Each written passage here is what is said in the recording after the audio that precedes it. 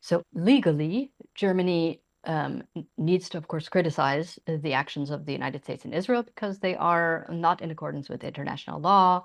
This is not the process that we want. This is a very dangerous process when, countries decide to use a military advantage and just strike, right? This is not the world that Germany wants. This is not a world that's safe for anyone. Germany. At the same time, it's also true that Germany, if it ends up leading to an Iran that has no more nuclear capacity or is, let's say, 10 years delayed in its nuclear capacity, this is actually also good news for Germany and for the rest of the Europeans. And I think you see this in the German response.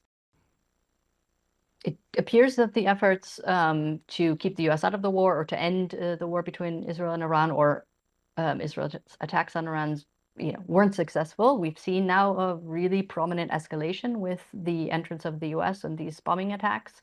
That said, perhaps it set the ground for the Europeans to now be positioned if Iran does decide that they don't want to risk an escalation and they want to find some kind of negotiated end. As Trump is saying, he also wants, if we're lucky, then the Europeans have positioned themselves to play a role in this next step. Yes, this is again a case where the Europeans can be relevant when it comes to trying to push people to negotiate, but militarily they can't really participate either in a positive or a negative sense.